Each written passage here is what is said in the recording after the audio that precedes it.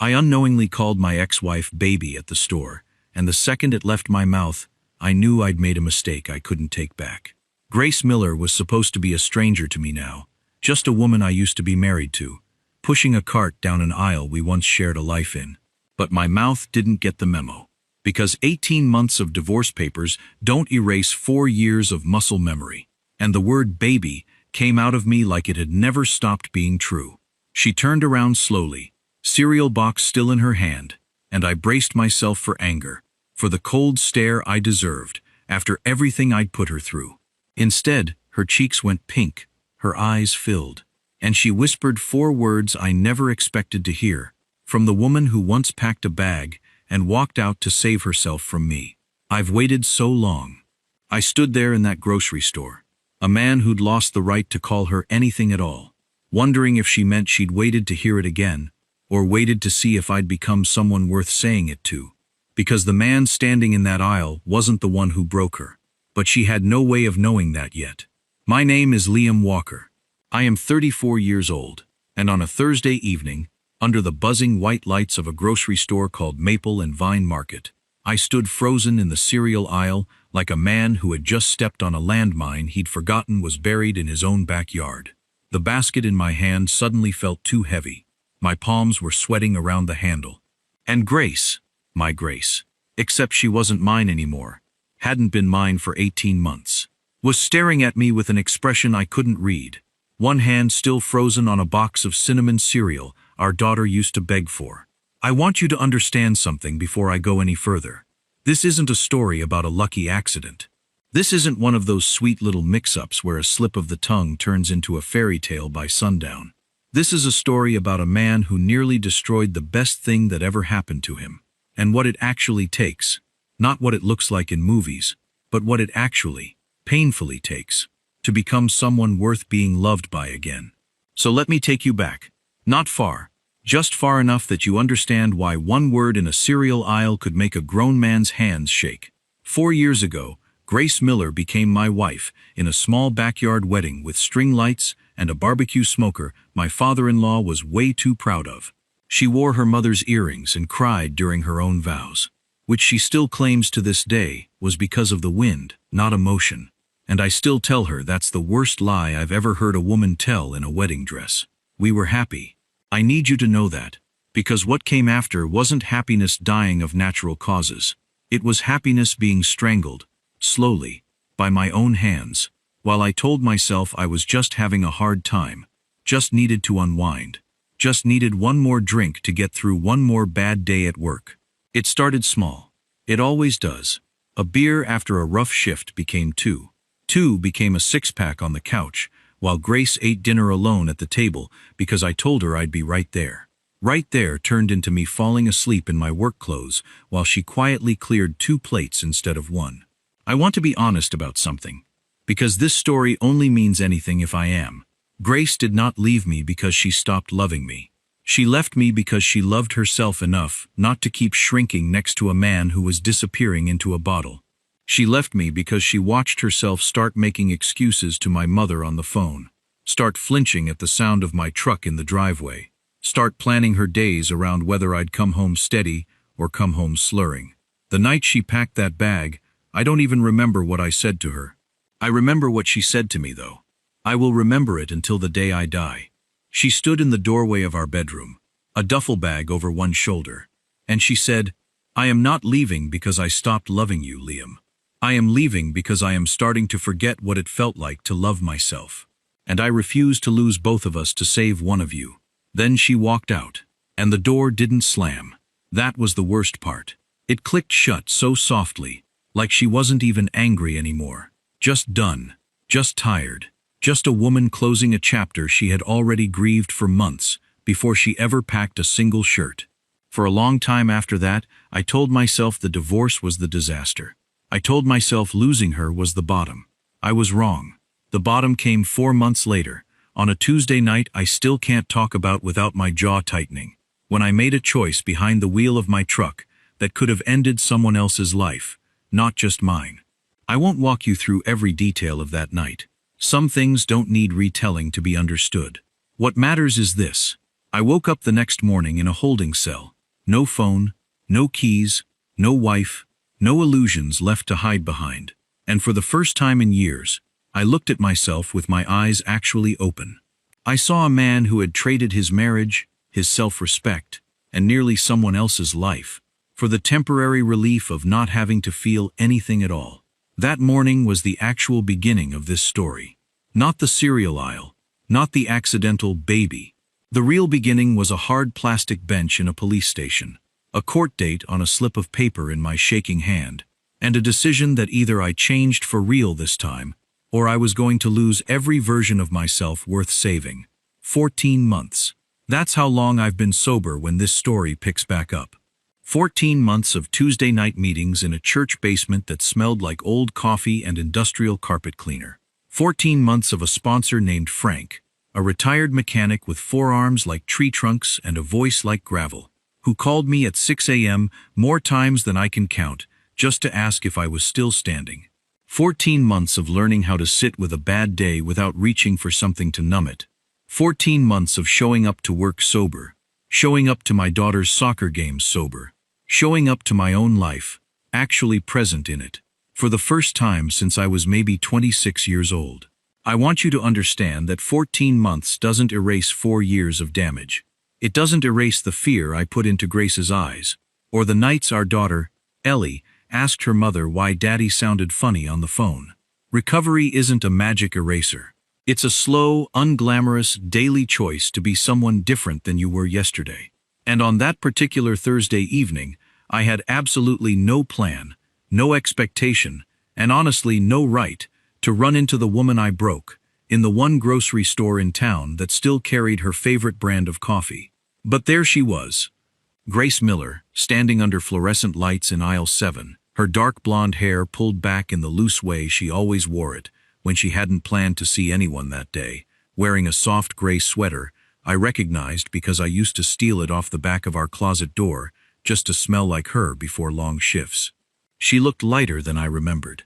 Not happier necessarily, just lighter, like she'd set down something heavy she used to carry every single day.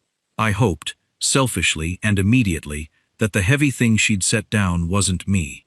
I feared, just as immediately, that it was. She hadn't seen me yet. She was reaching up on her toes for a box on the top shelf.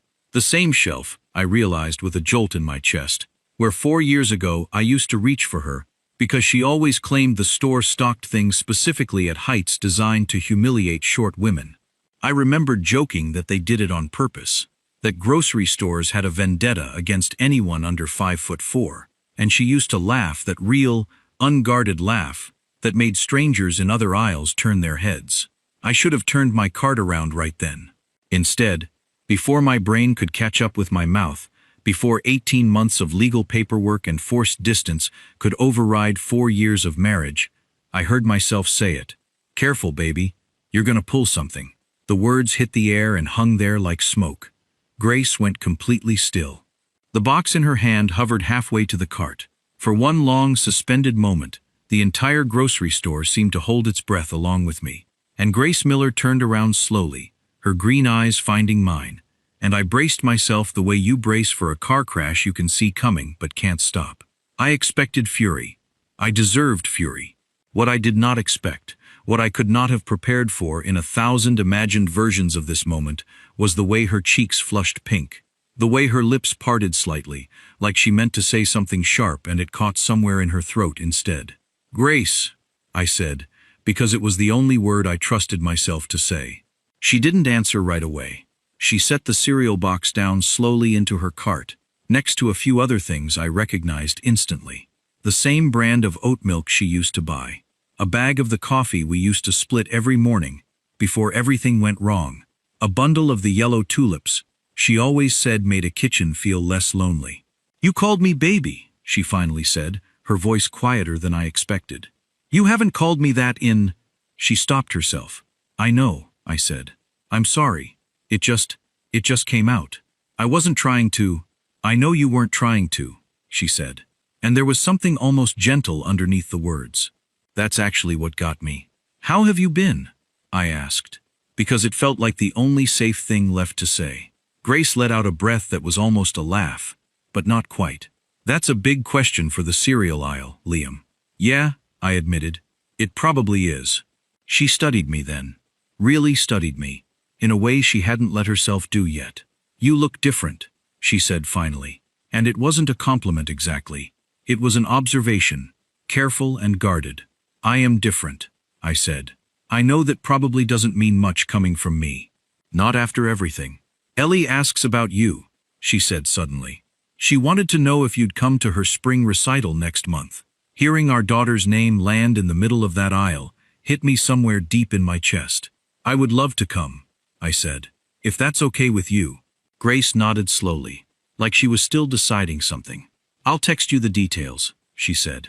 I should finish shopping, Grace said eventually, breaking the silence first, though she didn't move right away. Yeah, I said. Me too. Neither of us moved for another beat. Then she reached for her cart handle, and as she did, her eyes lifted back to mine one more time, and she said the 4 words that would replay in my mind for days afterward. I've waited so long, she said quietly, almost like she was surprised to hear herself say it out loud. Then, before I could ask her what she meant, she turned her cart down the aisle and walked away, leaving me standing there under the buzzing fluorescent lights, with a basket I'd forgotten I was holding, and a heart that hadn't beaten that hard in 18 months. I stood in that aisle long after she disappeared around the corner toward the registers, replaying her voice, her face, the pink in her cheeks, the tears she blinked back before they could fall. I've waited so long. I didn't know yet what those words would cost either of us to fully understand. What Grace needed now wasn't a beautiful sentence whispered over a cart full of cereal and tulips. She needed proof. And proof takes time. I didn't know it yet, standing there under those fluorescent lights, with my heart still hammering. But that Thursday evening in aisle 7 was only the very beginning of a much longer road back to her, one that was about to test every single thing I claimed to have learned in 14 months of trying to become someone worth loving again. 3 days after that grocery store encounter, I still hadn't heard from Grace beyond a single text with the time and address for Ellie's spring recital. No emojis, no warmth I could hang a hope on. Just facts, delivered the way you'd give directions to a stranger. I read that text probably 30 times, looking for something hidden between the words that wasn't actually there. Because that's what a recovering man does when he's spent 14 months learning to sit with discomfort instead of drowning it. He sits with it, turns it over, doesn't run from it, and doesn't pretend it's bigger than it is either. I called Frank that night. I always called Frank when my head got loud.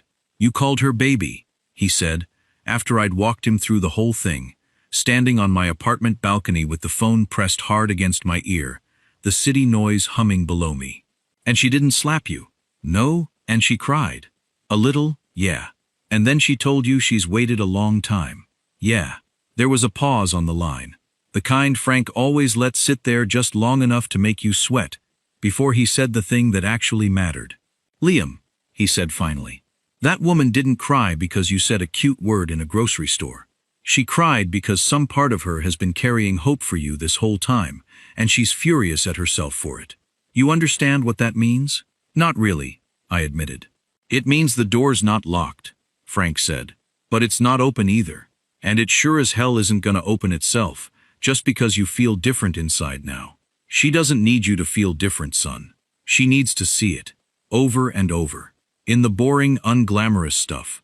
That's the only currency that means anything to a woman who's already been lied to by a version of you that promised to change and didn't. I hung up that night with his words sitting heavy in my chest, because I knew he was right, and because knowing he was right didn't make the waiting any easier. The days that followed felt like walking a tightrope I couldn't see the end of. I went to work. I went to my meetings.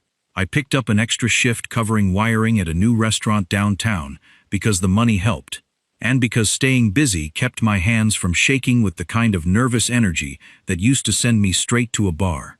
I called Ellie every night at 7, same as I had for the last year, and every night she told me something new. A joke from school. A fight with her best friend Mia over a stuffed rabbit.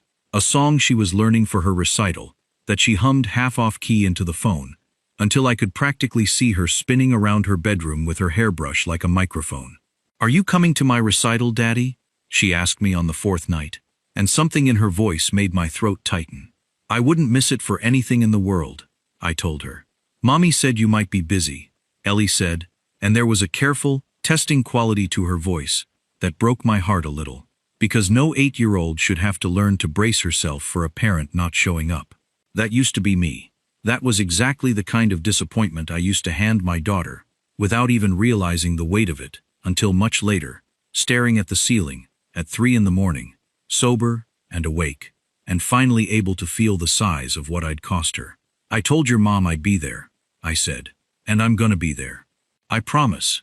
You always say that, Ellie said quietly.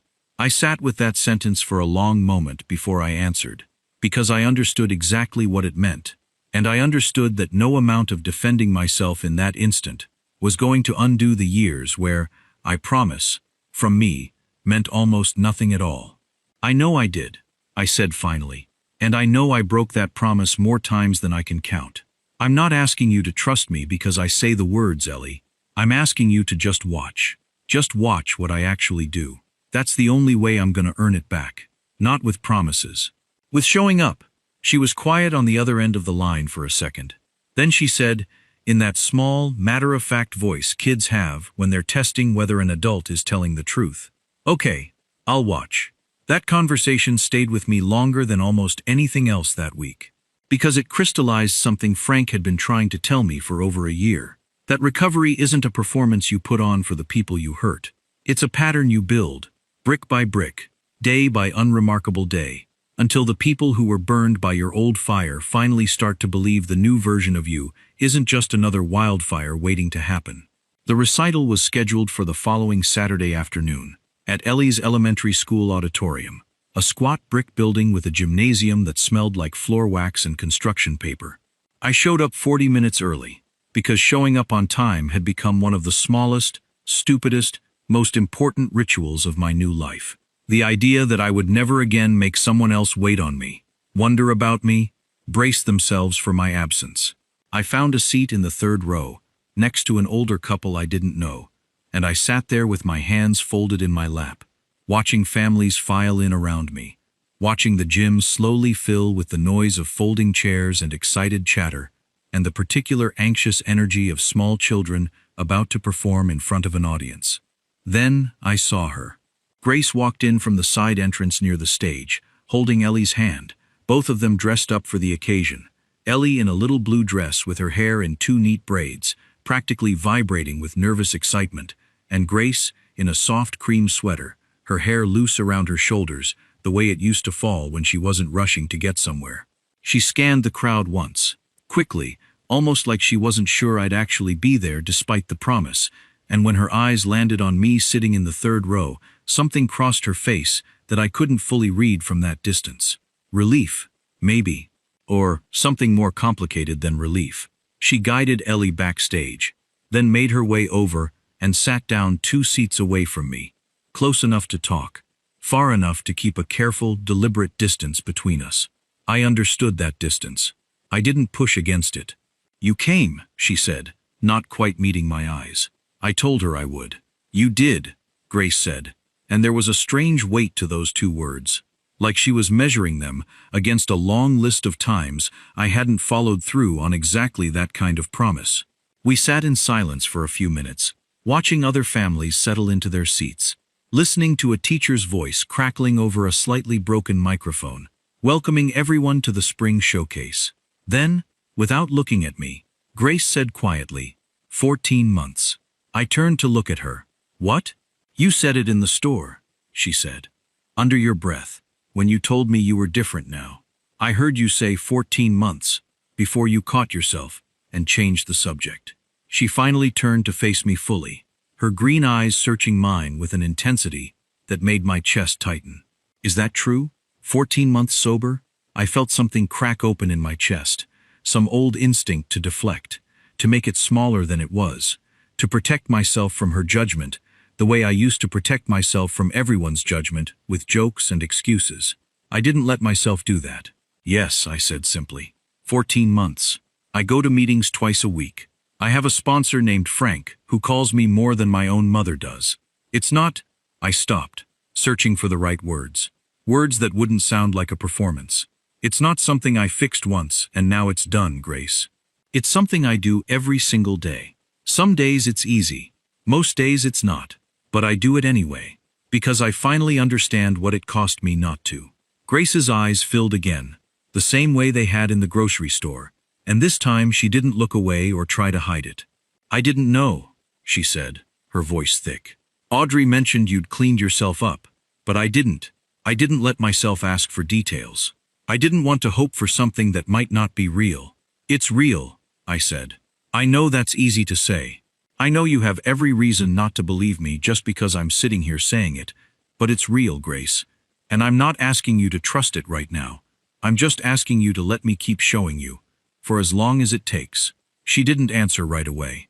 The lights dimmed slightly, signaling the show was about to start, and in that half-darkness, I watched her wipe carefully at the corner of one eye with her knuckle, the way she used to do, when she didn't want anyone at a party to notice she was crying at something small and stupid, like a proposal video or a dog reunion clip. Ellie's been different since your calls started every night, Grace said quietly, her eyes on the stage now instead of me. She used to ask me why you didn't call as much. Now she waits for the phone every night at 7, like it's the best part of her day. Hearing that nearly undid me right there in a metal folding chair in a school gymnasium. I don't deserve that kind of grace from her, I said. Or from you. I know that.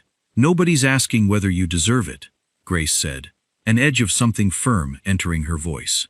That's not how this works, Liam. This isn't about what you deserve. It's about what you do next. It's about whether the next 14 months look like the last 14, or whether this was just, she paused, searching for the word, a moment, a good stretch, the kind of thing that falls apart the second real pressure hits again. I understood exactly what she was telling me, and exactly what test was silently unfolding underneath every word of that conversation. She wasn't asking me to convince her with speeches. She was watching, the same way our daughter was learning to watch, for whether the pattern held under real weight, not just under the easy conditions of a recital afternoon, with good lighting and low stakes.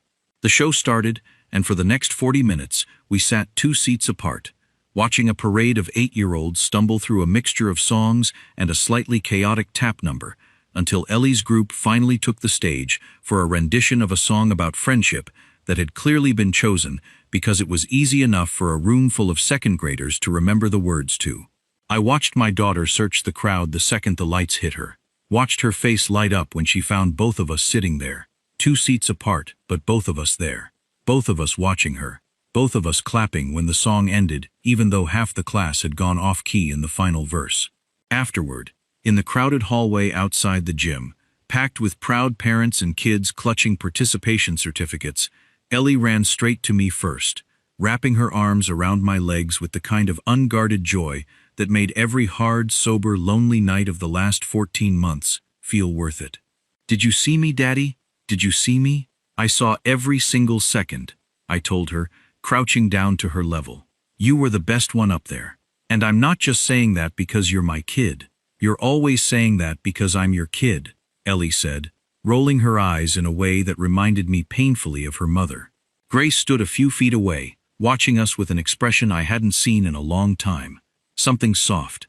Something that looked almost like the early days of us, before everything went wrong, before I turned into someone she had to protect our daughter from. "We should get going," Grace said eventually, resting a hand on Ellie's shoulder. "Grandma's making dinner. Can Daddy come?" Ellie asked immediately, looking between the two of us with the kind of hopeful expectation only a child can pull off without any self-consciousness at all. I watched something flicker across Grace's face, some quick internal calculation, weighing whether that was a boundary she was ready to cross yet. I didn't want to put her on the spot. Didn't want Ellie's hope to become another kind of pressure Grace had to manage in a hallway full of other families. "Not tonight, sweetheart," I said gently, before Grace had to be the one to say no. "But I'll see you Tuesday for our call, and I'm not missing your dance recital next month either. That's a promise you get to hold me to." Ellie considered this with the serious focus only kids bring to negotiations, then nodded, apparently satisfied. "Okay, I'll watch," she said again. The same phrase she'd used on the phone days earlier. And I understood in that moment, that she meant it as something bigger than just watching a calendar.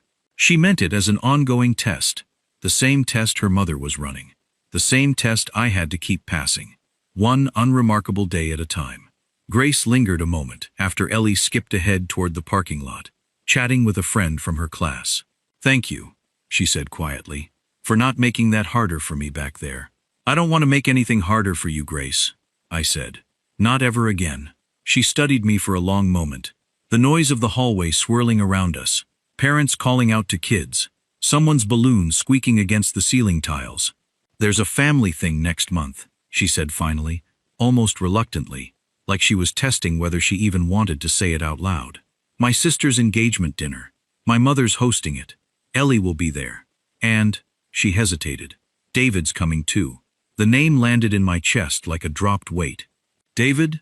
I repeated carefully, keeping my voice even.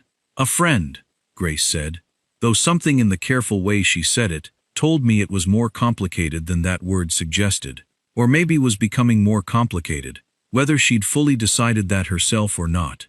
"Someone I've been seeing casually. Nothing serious yet, but my mother's decided it's serious, and she's decided this dinner is the moment to announce it to the entire family, whether I've agreed to that or not."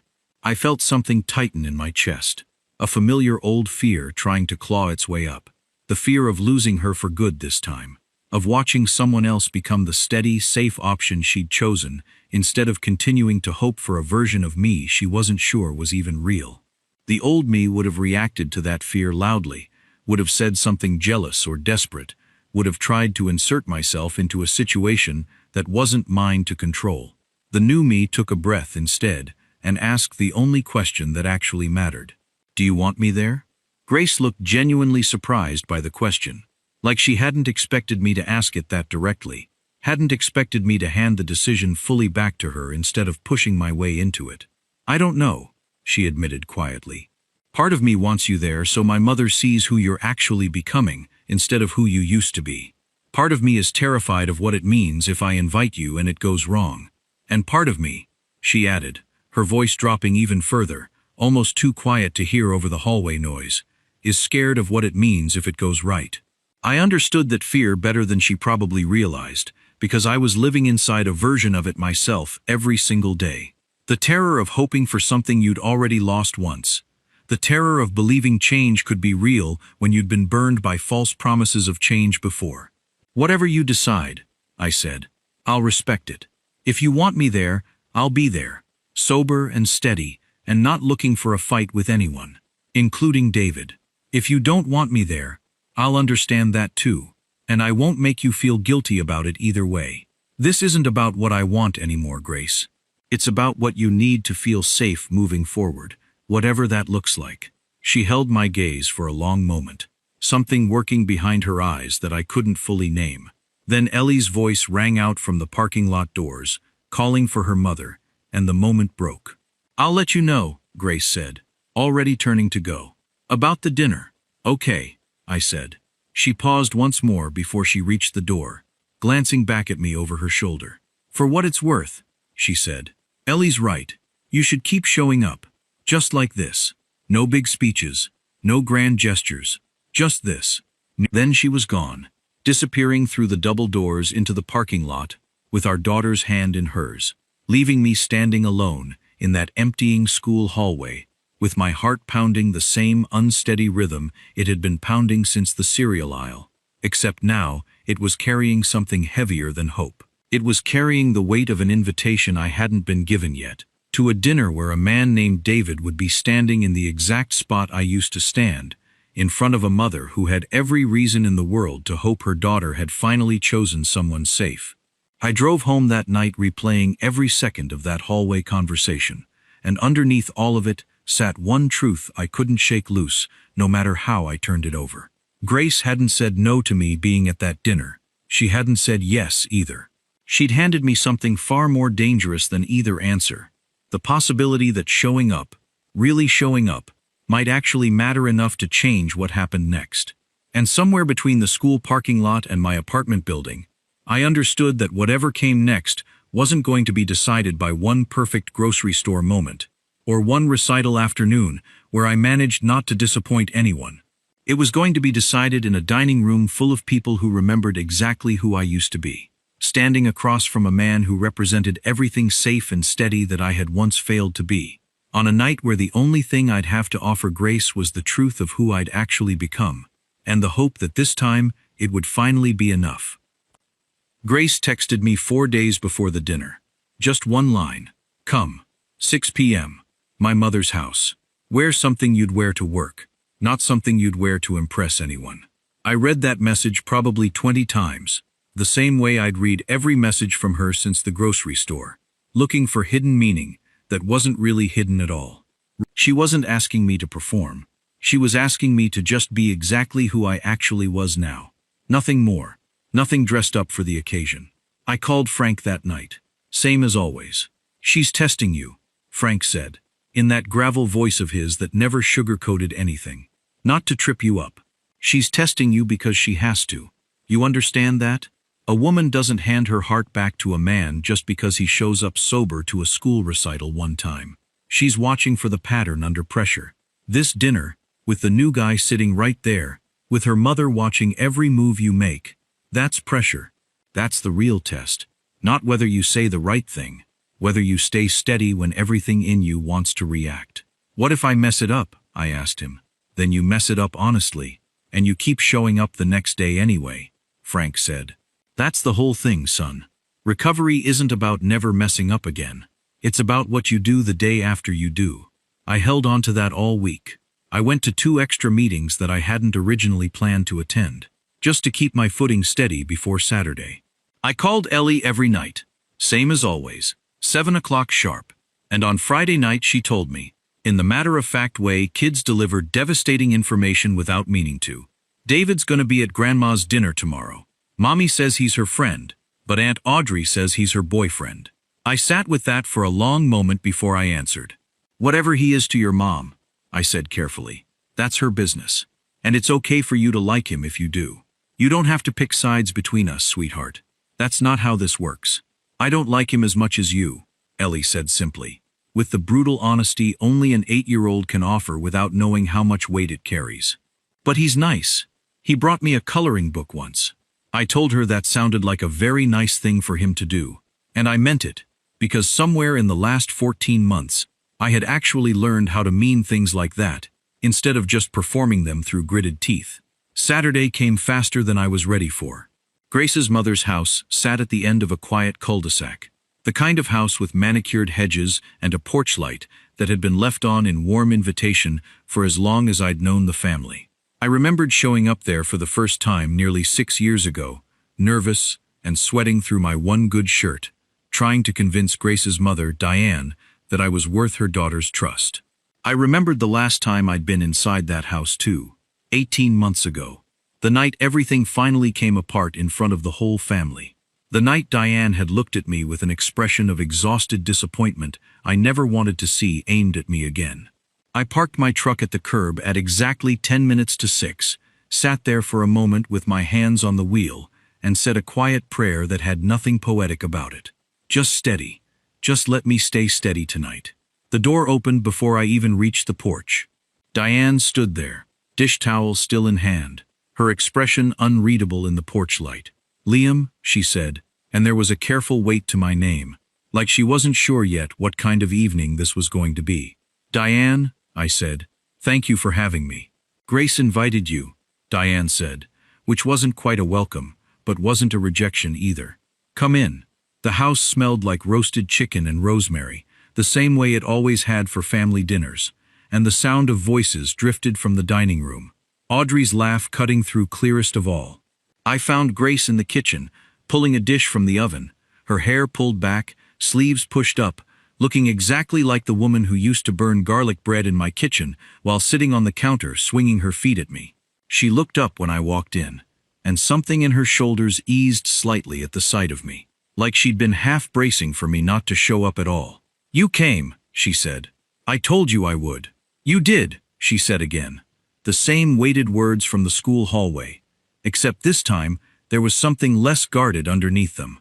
Ellie barreled into the kitchen a moment later and wrapped herself around my legs with her usual unrestrained joy, and over her head I saw Grace watching us both, with an expression that made my chest ache in the best possible way. Then a man stepped into the kitchen doorway behind me, tall, clean-cut, wearing the kind of casual sweater that looked expensive without trying too hard to prove it. David. I recognized him instantly, not because I'd ever met him, but because some old, ugly instinct in me had already built an entire imagined rival out of nothing. And here he was in the flesh, polite and a little awkward, extending a hand toward me. "You must be Liam," he said. "Grace has mentioned you." I shook his hand. It would have been so easy, in the old version of me, to turn that handshake into a contest, to size him up, to let jealousy curdle into something ugly right there in the kitchen. Instead, I just said, "Good to meet you, David," and meant it as evenly as I could manage. Because the truth was, this wasn't a contest between two men. This was a woman trying to figure out, in her own time and her own way, who actually deserved a place in her life and her daughter's life going forward. Dinner was, without question, the strangest meal of my life since a similar dinner years earlier in this exact dining room. Except the stakes now felt entirely different, quieter, heavier, in a way that had nothing to do with drama and everything to do with the slow, careful work of rebuilding trust in front of an audience that remembered every reason trust had broken in the first place. Diane sat at the head of the table, watching everything with the sharp, assessing eyes of a mother who had spent 18 months quietly worried about her daughter and granddaughter, and who wasn't about to let sentiment blind her to any warning signs.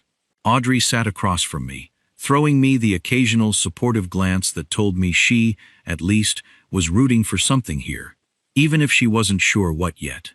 David sat beside Grace, polite and careful, clearly aware of the complicated current running underneath this dinner, clearly trying to navigate it as gracefully as he could without pretending it wasn't there. "So, Liam," Diane said partway through the meal, her voice carrying just enough edge to make the table go quiet. "Grace tells me you've made some changes."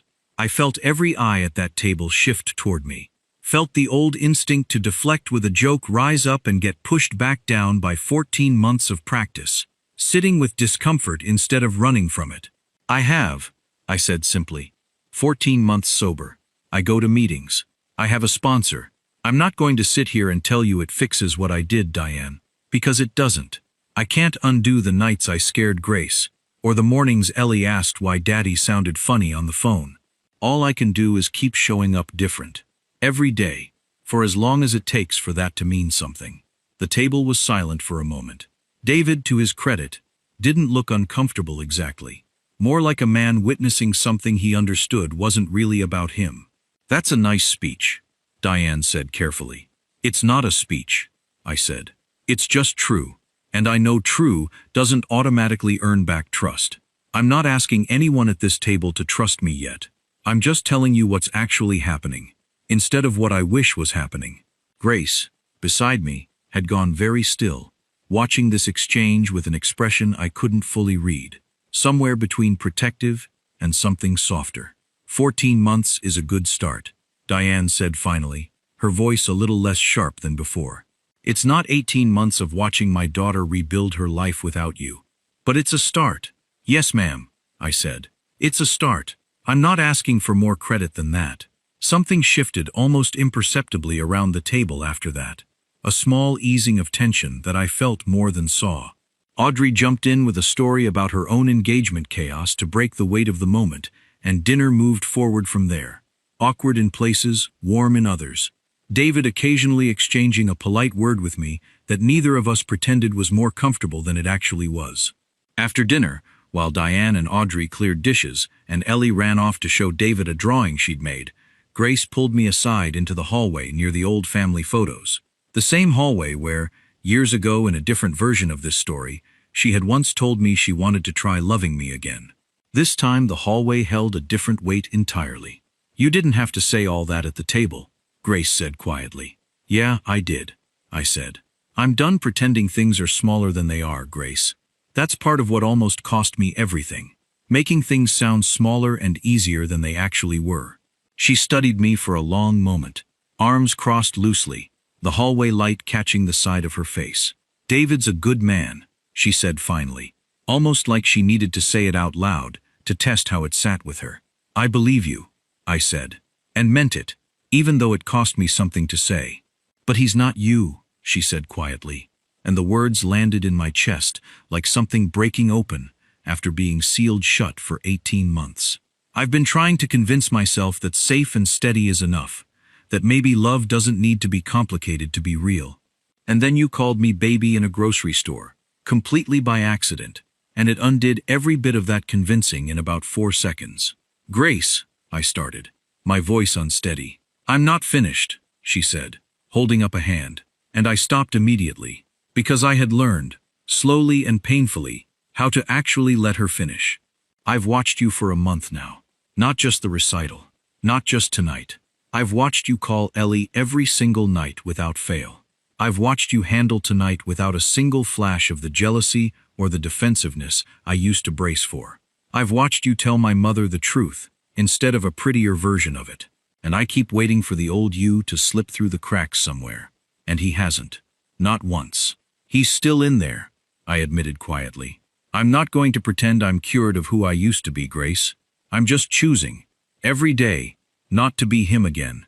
That's all recovery actually is. A choice you keep making. Her eyes filled, the same way they had in the cereal aisle, the same way they had at the recital. I'm scared, she said. If I let myself hope for this, and it falls apart again, I don't know if I survive that a second time. Not just for me, for Ellie. I can't promise you it won't be hard, I said. I can't promise you a version of me that never messes up again. Because that man doesn't exist. And if I stood here promising you perfection, you should walk away from me right now. Because that would just be another lie. But I can promise you, I will keep choosing this. Every single day, for as long as you'll let me. Slowly, however long it takes. No rushing you, no demanding anything back that you're not ready to give. Grace stood there for a long moment, tears slipping down freely now. And then she said the thing that broke something open in my chest completely. I told David tonight, before dinner, that I couldn't let tonight turn into an announcement my mother wanted it to be. That I wasn't ready for that. He understood. He's a good man, Liam. But he's not asking me to become someone smaller to keep him comfortable. And neither, apparently, are you anymore. No, I said. Never again. She stepped closer then, close enough that I could see every flicker of fear and hope crossing her face at once. I'm not saying yes to everything tonight, she said. I'm not saying we're back together, and I'm not saying David and I are over either. Not completely, not yet. I need time. Real time. Not grocery store time. Take all the time you need, I said. I'm not going anywhere. But, she said, and her voice dropped to something quieter, something that trembled slightly with the risk of what she was about to say. I want to keep finding out. About you. About us. Slowly. If that's something you want too. More than anything, I said. She let out a shaky breath, half laugh, half sob, and reached up to wipe her own eyes with the back of her hand. God. We're standing in my mother's hallway, crying like teenagers, she said. Some things don't change, I said, and for the first time that whole night, she actually laughed. A real laugh, unguarded, the same laugh I remembered from years ago in a grocery store aisle, back when neither of us knew how close we'd come to losing everything. 3 months passed after that night. Slow months, careful months, the kind of months built on small, unglamorous proof instead of grand romantic gestures. I kept calling Ellie every night at 7. I kept going to my meetings. I took Grace to coffee twice a week. Nothing more than that at first. Conversations that rebuilt trust, one honest sentence at a time. David, I later learned, had gracefully stepped back on his own, telling Grace he could see where her heart actually was, even if she hadn't fully admitted it to herself yet, and that he'd rather be her friend than compete with a version of hope she clearly wasn't done chasing. It was on an ordinary Thursday evening, almost exactly 1 year after that first accidental slip in the cereal aisle, that Grace and I found ourselves back at Maple and Vine Market, picking up groceries for a dinner we were cooking together at her place that night. The kind of quiet domestic evening that would have seemed impossible to imagine a year earlier. We turned into the cereal aisle out of habit, and Grace stopped walking, glancing at the same shelf, the same brand of cinnamon cereal Ellie still loved. "This is historic ground," Grace said, a teasing lift in her voice I hadn't heard directed at me in years. Maybe they should put up a plaque. What would it say? I asked, playing along.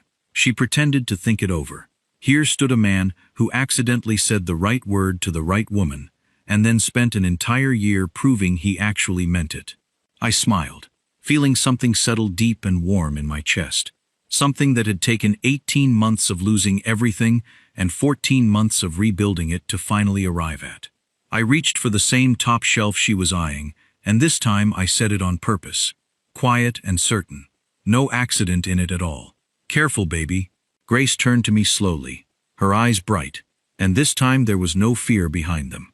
No old wound flinching at the sound of a word that used to belong to a broken version of us. Just quiet, steady joy. Say it again, she whispered, echoing the exact words she'd said to me a year before, except this time, asking not out of shock, but out of certainty. So I did. And this time, we both knew exactly what it meant. If you've ever loved someone through the hardest, ugliest version of yourself, and wondered whether you could ever become someone worth their trust again, I hope this story reminds you that change isn't a single moment. It's 1,000 small, unglamorous choices made quietly, day after day, long after anyone is watching. Tell me in the comments if you've ever had to earn your way back to someone you loved. And if this story moved you, stay close. There's more like it coming every week.